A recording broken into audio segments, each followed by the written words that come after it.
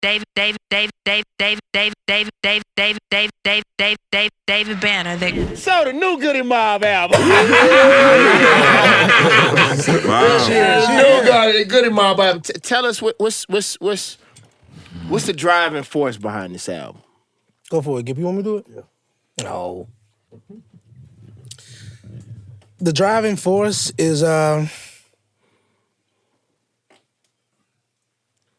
moral obligation. Oh, hold on one second. Let me ask y'all a question. Anybody can answer this question. When you eat soup, what do you eat soup with? Spoon. My fingers. Okay, besides those things. Oh, man, some crackers. Motherfucking crackers! Fuck these motherfucking crackers! Goodie Mob said it, David Banner did. Okay, I'm sorry. What's your name? Go ahead, finish what you said. Describe the new album. No, we do that every time. No, but you know I know. You know I know. Motherfucking do crackers. Okay. Sorry. How to get that out? Those times in endearment, man. They call each other that. You feel me? Go ahead. No. Man, like, I just think that it was prime opportunity. You know what I mean? The universe spoke to us. You know what I mean? Like, we had been, a stage was set. You know what I mean? Like, for us to re-engage. We were embarking upon, which is now the 25th year anniversary of Soul Food. And, it was easy enough for us to, address each other as such and say, hey, you know what I mean? Like, let's go. We've got nothing else but time. You know what I mean? And so, I got a saying that I say a lot. You know what I mean? Like, you got to let your mortality be your motivation. You know what I'm saying? Like, you don't have forever. You know what I mean? Like, what I'm most, it's like, niggas, people don't seem to be afraid of COVID. They ain't afraid of jail. They ain't afraid of death. You know what I'm saying? Like, but what motherfuckers is terrified of is other people's opinion. Wow. That's crazy. Damn. So with that, you know what I'm saying? Like, and I ain't scared of that. You know what I'm saying? But what I'm most terrified of is not being obedient, you know what I'm saying? Like, and pleasing in the sight of my maker. So I feel like if it's something that I'm morally obligated to do and inclined to do, you know what I'm saying, it's only right. You know what I'm saying? Like, I don't know what the repercussion of that would be. You know what I'm saying? So I obey, you know what I'm saying? Like, and I commit, you know what I'm saying? Like, and that's what my personal plight is and what my personal involvement, you know what I'm saying, like, and commitment to it is, you know what I'm saying, like, and then I have a commitment to these gentlemen, you know what I'm saying, you feel me, because we've aided and abetted each other, you know what I mean, like, and we need each other, you know what I'm saying, and this is a mission statement and a mandate, you know what I mean, like, it must be done, you know what I'm saying, and, you're just obligated to teach, man, when you got to teach. Man, plus, man, our fans grew up with us, bro, so it's like, I can't come out my house without somebody saying, man, when y'all gonna do another Goodie Mob album? I could be like, man, I got a solo album. No. Nigga, we gonna give you what you want when you give us what we want. So what y'all want? Nigga, we want another Goodie Mob album. So Survival Kit, especially during this period, and then we re-releasing the 25th year anniversary of Soul Food, it was only right, man, that we had a double barrel cocked and loaded. Buckshot Slug. The Buckshot is going to be the new thing. The Slug is that 25th year anniversary album that was there. So it was... That's a great analogy, Joe. I love that. You feel me? Yeah. So the urgency was there. And then plus, man, the music had gotten to where it wasn't relating to the times that we were living in. You feel what I'm saying? So right now, when this thing hit, you can't holler about you balling right now up in the club, out there throwing your bread around. You can't when do the that. Club ain't open. Right, it ain't open. You feel me? So it's like, hey, we couldn't turn a deaf ear on what was going on, man. So I think Goodie Mob is best at when it's shit going on and we're able to sit down together, especially with organized noise, and put together another masterpiece, man. Because man, it was how long it took us to do this album? 4 months. 4 months. Really? And people should know that this new Goodie Mob project is produced entirely by Organized Noise. Legendary. And it's not 4 months rushed. It's just 4 months urgency. Like that, we need to hear from y'all. What y'all think? We need to know what y'all opinion. How was that first night? Very first night, first day. Oh man, the first night. I just remember we got real drunk that night, man. Cause we were just trying to just get reacquainted. Low brought a bottle. Low bought a bottle. I bought a bottle. Reek bought a bottle. Reek bought wings and pizza and drunk. Man, we just sat there and listened to beats. And I think, did we record a Survival Kit that night? Yes, sir. The stank on it, right? Yeah. No, it was in Mapleton. We didn't record none of the album downtown. We went to the other side of town, man. We went to the southwest side in Mapleton. in a secret location where only the vets in old Atlanta know about, and we got it done. Yay! Survival wait Kid to was the hear it, first. bro. Survival Kid was the first song we did. Lo came in. He already had his verse down, so Lo came in. He was like, "Shit, let's go and crack it, get it right." So then, like, Joe laid. I was like, "God damn." Because we started the album in March, right? Yeah. So March is right when pandemic hit and quarantine was March declared. 13. You know what I'm saying? So, when it was started to let up just a little bit, we were all still, a bit timid. You know what I'm saying? Because everybody was blindsided by it, didn't really know what to think of it, what to make of it. But Sleepy Brown hit me and he was like, come see me. And this is like, I ain't saying this uncharacteristic of him, but it's like, I don't really just get no call. I'm like, so I said, okay, all right, OG, I'm on the way.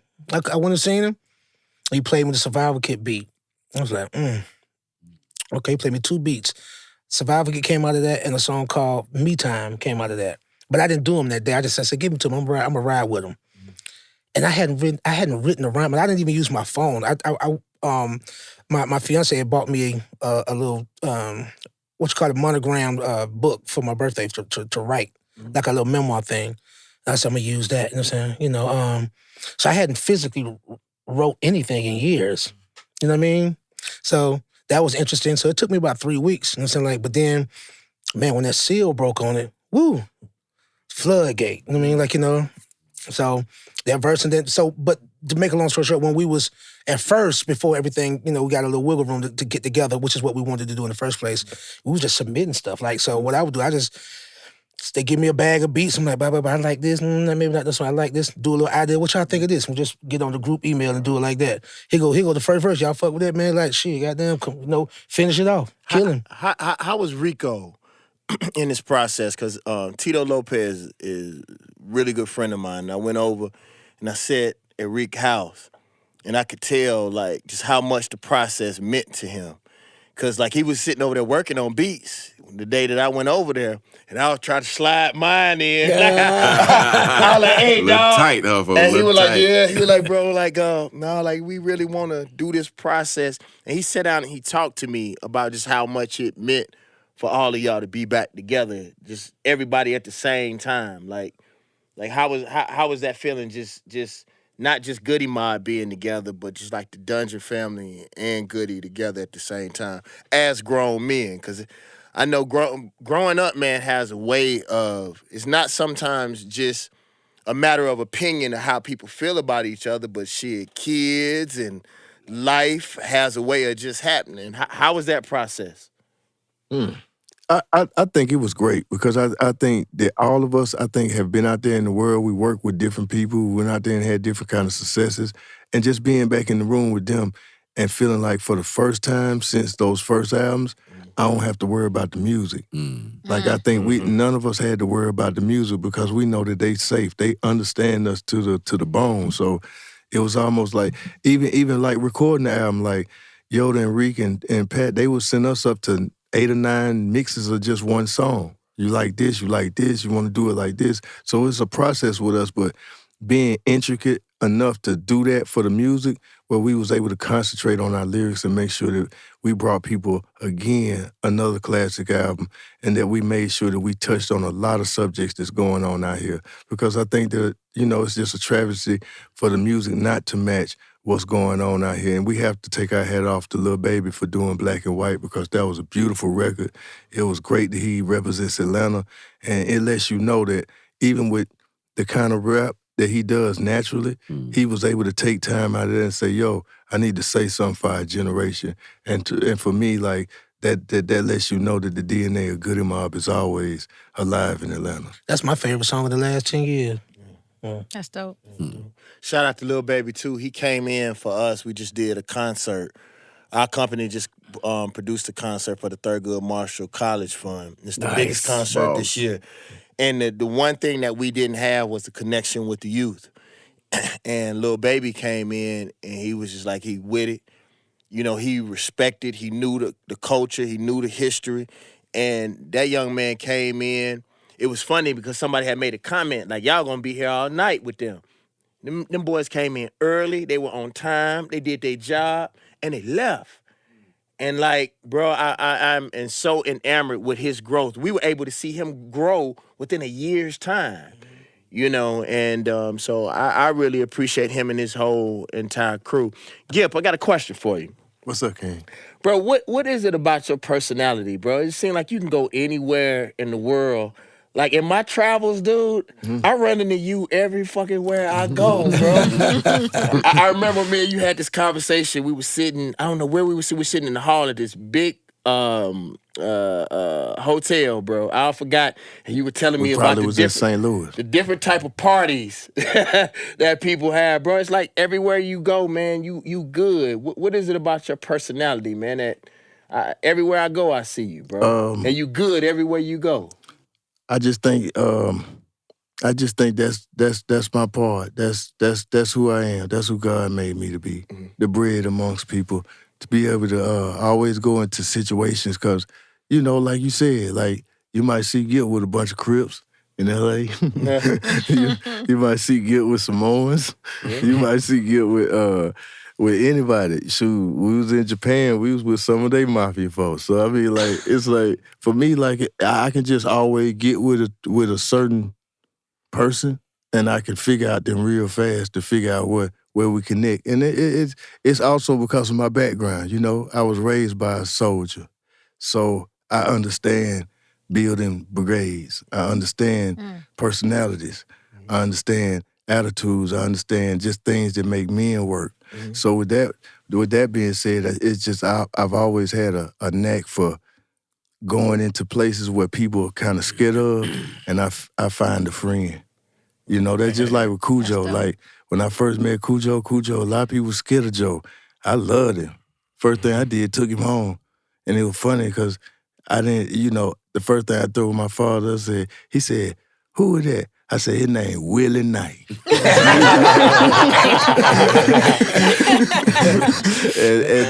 daddy took a night to him too, because his name was Willie.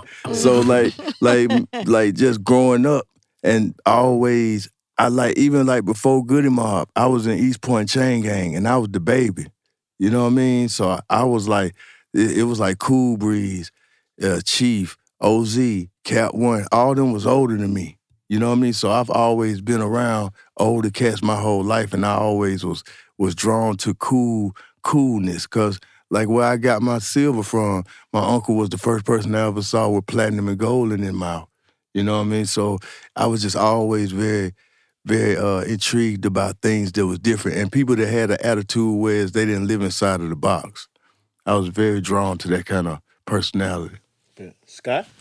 Y'all spoke about the DNA of Goodie Mob. How important is it? Can y'all describe how important it is to stay true to your DNA and organic to who Goodie Mob is and has always been? Because there's a lot of, temptation out there to sell out, and you see a lot of cats go a different way when the money get funny and they can put a bag in front of you and sway a lot of people, but y'all stay unswayed. Can we talk about the importance of that? Staying true to your roots and your DNA? Most definitely, man. We just really just try to remain who we are, at all times. Like it was just saying, we don't really try to pattern ourselves after no other artists, after no other people, after nobody else's style or nothing. We try to be our own person at all time, man. And really, I guess I would just say it's God, man. It comes natural. Because we don't try to do this, man. We don't try to make positive music, man. We don't try to be these leaders amongst the community, man, or none of that type of stuff. It just comes out. Prime example, man, I tried to make a song, man. The name of it was called Coochie Poop. You know what I'm saying? Scott, that sound like your kind of music. Yeah. Now we getting conscious now, baby. You know what I'm saying? So, but, and it came out all right, man, but it was just something about it. When I was at Ray's house and I did it, man, people just they weren't used to hearing that coming from us, man. And I said, you see how it is, man. We done pigeonholed ourselves, man. We made it to where even if we try to do something, as in you gonna make somebody coochie poop, make some sound.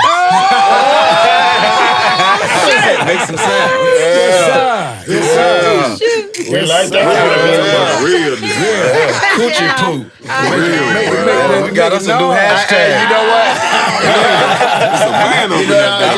I'm fucking with the movement, dog. I'm with you, bro. I'm with you. You ain't gonna be out there by yourself if you put that out. It's a man over there, bro. He said it's a man. It's a motherfucking man. Can't you see you dealing with a man? I cannot. man. Speaking of DNA, I know that your offspring, some of them are in entertainment now. Yeah. Gip, Keisaya. Kiwi. On what she doing? What's she on the Don Canese show? Yeah, Soul Train. So yeah, she's on Soul Train. She's on TV now, and she's a recurring. They making her a recurring I guess act. So yeah, Okay. I'm dealing with that right now. I'm dealing with a actress. Yeah. That's real. It's really dope though to It's both see of them for like y'all though. the Dungeon family and all the offsprings. Like even Ray's daughter, Malia. Malia. She is an executive now. Like, Executive it's now. amazing. Platinum artist. Ray told Yeah. me, he was like, yo, Gil, Yes. That's Malia came over here and said her act just went platinum. She's a platinum manager now. Wow. I was Yeah. like, Let's say I Wow. platinum.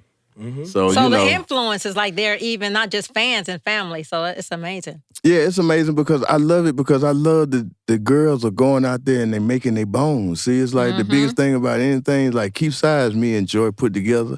So she don't want no help nowhere. So I just supposed to pick up the pieces and give her money when she asks for it, and she said she gonna do the rest. So let me ask this question, just piggybacking off of that. Thank you, Regina, because I always like to ask. I like to take a turn from most podcasts. Like I want to know. I mean, each one of you all can answer this question that it applies to. Like, what is it being a father? Like, because I think so many of our people need that example. They see all the rest of the shit, but they don't see the fathers. You know, and I watch most of you all like on Instagram, and I see the great examples and the great fathers that you are. You know, I mean, people brought their children. If y'all can't see this, but like outside, it's a family outside. You know what I mean? Like Gib, let's start with you, bro. Like, and we come all the way down. Tell us how it is as just being a father. It's just been great. It has kept me good. I remember she came right out of the hospital right onto a tour bus. So for me, I just think that the biggest thing that it was trying to do what our parents did and be in the music business. And, you know, I think that was the part that I had to kind of like get a hold of, you know, dealing with fame and stuff like that. You know, it's no manual that comes with this stuff.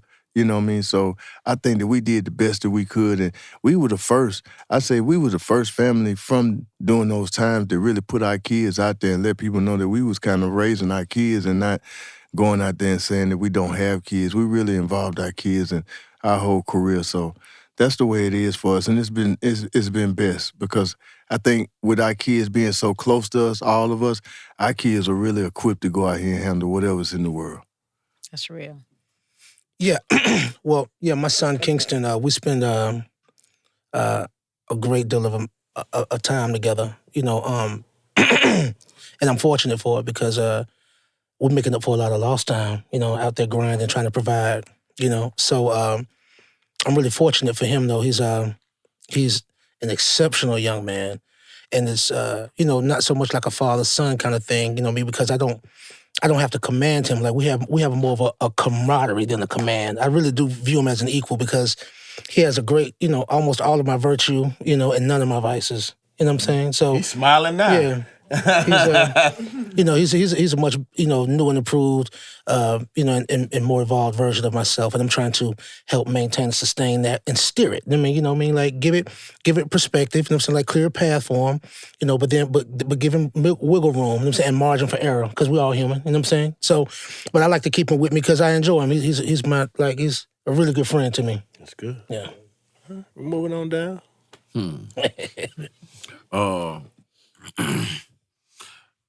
I just got to take my hat off, man. My wife and I, man, we raising four black men. I have 4 sons. And so the importance of a father in that house, man, a father's like the priest of the house. Everything good and everything bad that happens in your house happens because of you. You feel what I'm saying? So if you're doing righteous things, then righteous things should happen in your household. So a woman needs a man, regardless. You know what I mean? Especially if they're raising a family, you gotta have them. You gotta have those equal things in there because you're gonna be lacking something if you don't. You know what I mean? So Praise the Lord. what I'm doing is I'm just picking up where, you know what I'm saying, where my father left off, because you're gonna have problems. Period. You know what I'm saying? Even Paul said that. You're gonna have problems. But the thing about it is you gotta tat a tape. You know what I'm saying? The finish line right down there. You gotta tat that tape, you gotta finish it. So yeah, most definitely, man, a father is very important. Mother also is very important too. I can't leave her out. But that father in there, he has to pray for his household. Yeah. You feel me? You gotta pray for your son, you gotta pray for your wife. That's what you're there for. So that's my take on it. Man, fatherhood has really been one of the most gratifying experiences of my life, man. I can remember the day my first son, my son was born, and it blew me away. It was the same day of the birthday bash. I went and watched him be born. I left, the hospital after watching him and looking at him and just hugging on him and loving on my wife, man. Went straight out there and grinded it out, man. But that was just the beginning of my new responsibility. I would say a lot of sacrifice, man. A whole lot of sacrifice. Not realizing,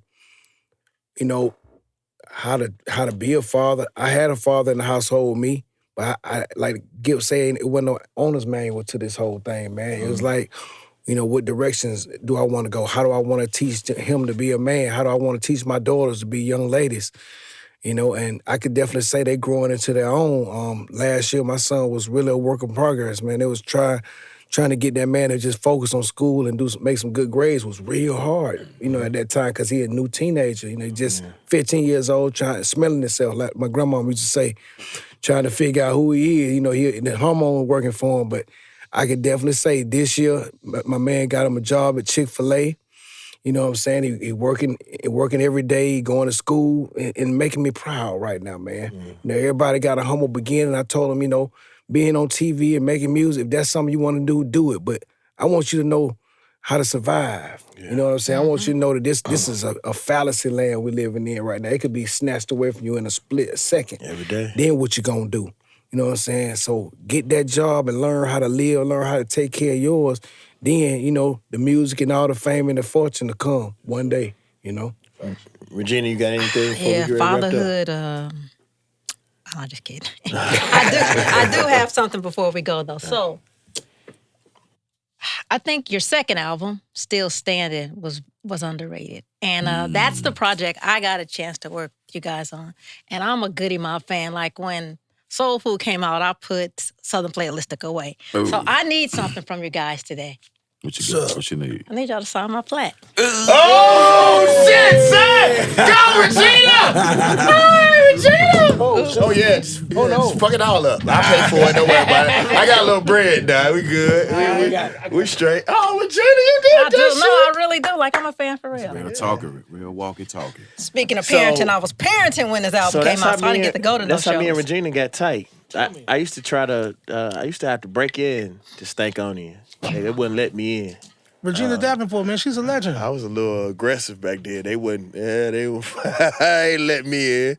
But let me ask this in closing, guys. Like, I want you all to tell them when the album coming out. Anything that y'all want to sell that you have individually or as Goodie Mob. I don't know why, but my fans buy shit, or our fans buy shit. Like, they really fucking buy shit. Because I make dope shit. Yeah, that's true. That's true. Okay, Go ahead and do it then. That's true, though. All right, tell us when the album is coming out. Sell it. The album, new album, Goodie Mob, November the 13th, Survival Kit. What I got in the store? Hey, Gip Goodies. I got CBD. It's all over the city. I got some. Hold on. Tommy Nova, he got dope. He said CBD. Come on. We on the air. We got CBD. We got CBD products. We got a store opening up next month in Columbus, the first Gip Goodies flagship store. And hey man, the THC line come out at the top of the year. And of course, y'all know I got 3 C's. I'm an owner Arizona and that. So we just signed, we doing deals with all kind of rappers. We just signed Onyx 2 days ago. We signed Duval. And then at the top of the year, man, the TAC line. That's Gippy, man. I need you to put like ching-chings by everything that they say. See what you got, man. Sell some shit, bro. Come on. Oh man, I hope that the audience, man, everybody that's viewing tonight, man, like enjoy themselves and definitely Goodie Mob first and foremost. I don't know. I ain't really got nothing else to say, man. I just quit it, man. Stop that shit. Stop it. Bro, you be on that shit, dog. Come on, say. Bro, we talk every 2 weeks, bro. Come on, I know what you're doing, dog. I mean, we working on a couple of different projects, man. Like some of them untitled, man. Some of them unfinished, man. Like but we staying busy. Got a lot of irons in the fire. You know what I mean? We'll just stay tuned, and when I get something ready and done, well, I just don't want to distract from what we got going on here. Let's stay focused. Goodie Mob, Survival Kit, November 13th, single in the stores right now, Frontline. The almighty Goodie Mob be representing Atlanta, Georgia to the best. And I just want y'all to know, when I posted what you sent to me, bro, like, my folks went crazy. I seen that. Y'all can look. Y'all, it ain't no talk. I saw it. Folk went crazy. Look at the numbers. Look at David Banner. Yeah. As soon as you sent it to me, I sent it. Yep. Our people went crazy, so they waited for it. Like, you know what? I was trying to call you that day, the day when we was filming the video. I forgot. I don't know what happened. No. You want me to tell you what really happened? You talked to me. I did. And you said, David, I said your name in the verse. I want you to come by. I'm going to call you when it's time. And I forgot. And you never called. God damn. I had on a black fish shirt. I had on a black fish. I went home and got dressed. I knew we talked that morning. You just didn't call me back. I think I got so just enthralled. I just got totally because you told me. I wonder where you was at, folks. I like that. What Because I said David Banner gonna fall. No, he called me. He said he was gonna call me when it was time. We got to the dungeon. And that was that day. That was that day I had my shirt on. We were wearing the shirt. I had the shirt on. I was ready to come. And I was actually gonna try to bring all of y'all Blackfish shirts, but I never got the call. I ain't feel no kind of way because I know where your heart is. Mine came with the God box. Yeah, I know where your heart is, so I didn't trip. But I went home and changed, was ready for the video shoot, and then man, all I did. That's a good brother right there, man. That's all right. It's like, good. No, honestly, this old I say this. man. I tell people all the time, with my people, I surround myself around great people. So like, if I call my homeboy and tell him pick me up from the airport and he don't show up, I'm thinking he dead. I'm thinking something wrong. I don't think bad about my folk. Like, every time I ever called, C's always came through for me, man. Even the conversation that he rapped about on the video was a real fucking conversation. It's a real conversation. He called me like, bro, like, anytime he called and we talked for like an hour or 2 hours. That was a real conversation. So for me to even hear that on the song, I was like, yo. And it's a conversation from probably 2 years ago. Yeah. Or roughly. But I just remember, because I was getting off the phone. I said, Banner, I love what you're doing. I watch you. I support you. I salute you. Love you. And I'm right there with you on the front line. He said, no, sir, you are not. This is what he exactly said. He was like, he called me. No, that's what actually. He speaks so eloquently. That ain't how it happened. He called me and said, Ben, I'm ready to get back on the front line. I said, no, you're not. This is exactly what I told him. I was like, bro, I'm here. As long as I'm here, you're here. I said, because that's when you had got the thing in Las Vegas. Yes. And I was like, bro, you stay in Las Vegas in case these motherfuckers act funny with me.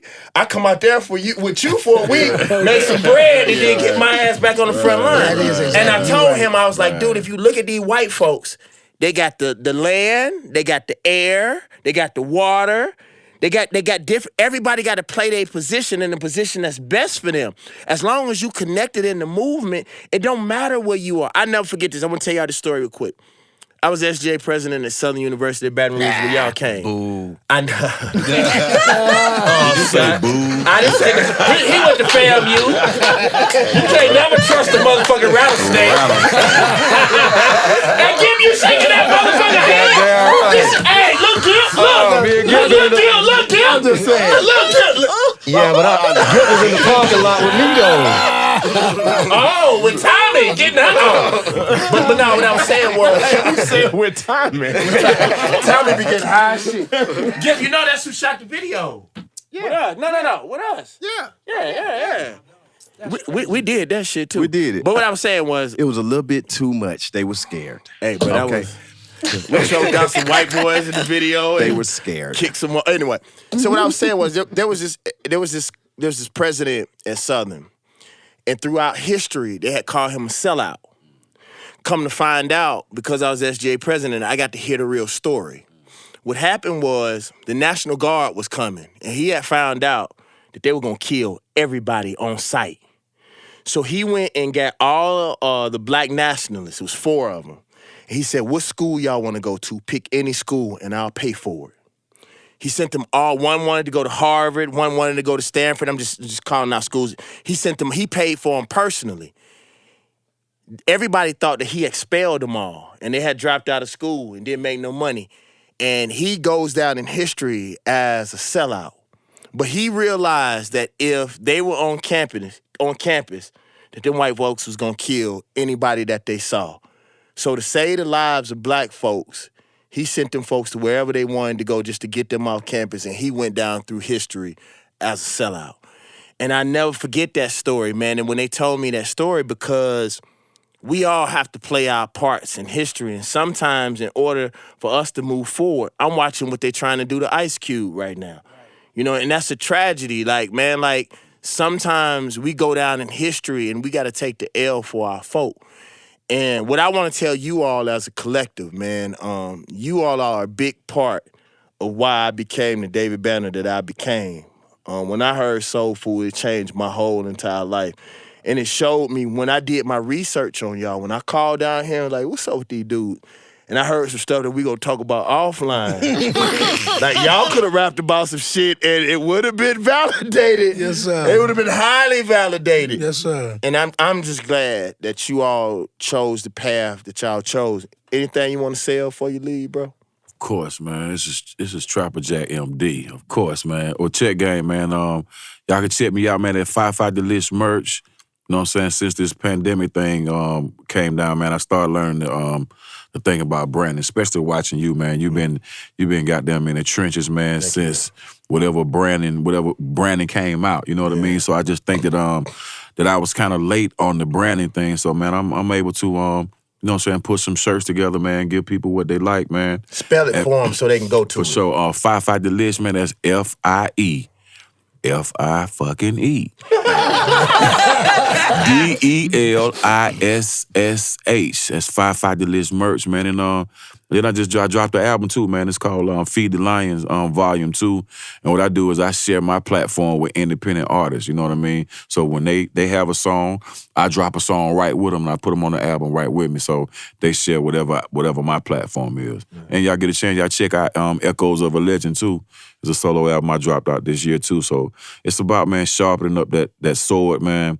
And I think just because going in the studio before this shit took place and still just working, I think we was able to get this shit done in the 4 months that we did it. And there's no fast food, no microwave shit either. It's solid, if you ask me, for sure. Survival kit. T, what you got? Hey, man, I got the album I just dropped about a month ago. It's called The South Saying Something. You know, I got, my homeboy Pastor Troy on there. I got Kane from Yin Yang Twins on there. I got Bone Crush on there. You know, I got my main man Young Bread on there. I got my main man Freddie Snubs on there. I got Philippia Williams on there. You know, I got a lot of production from Nick Fury. Got some productions from my main man M. Jeezy from Florida, representing that Duval. J-Ville. I got my homeboy Speedy, DJ Speedy, producing on that thing for me. Who else I got? Is this the one Coochie Poot is on? No. I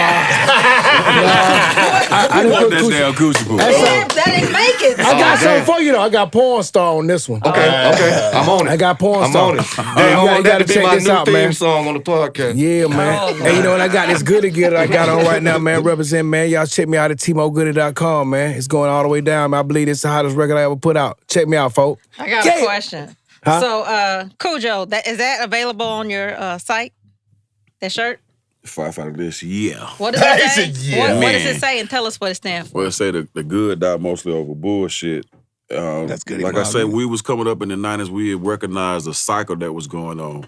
And there was young black, not black women, it was young black men that we recognized was just goddamn dying over bullshit at that time, you know what I mean? So That's what it is, man. The good die most over bullshit. That's what Goodie Mob mean. Really quick. And you take one note, God's in every man of blackness. Really quick. There we go. We going in the booth, right?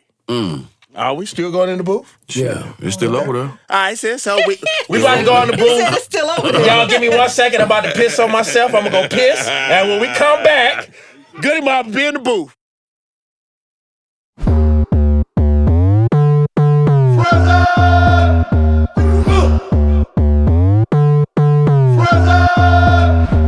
Live from the front line, peep the signs of the time. Anarchy, confusion, still looting, still shooting.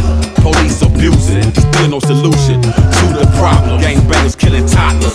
Chirac a war zone, every day the same song. Even in a pandemic, niggas still bullshit. Can't stop what's written. They burn down witness, they moderate criminals. Shit get pathetic. Molotov cocktails, chaos, mayhem. Picking signs, tear gas, courtesy of Uncle Sam. Understand the master plan. Times are short, walk on water. Raised in the sticks, holy man. Pennies and quarters. We shuffle with tyrants, the devil man. The youngest, the killers. They martyrs, the shooters, the trash man. Smoke bomb, fireworks, truck full of bodies.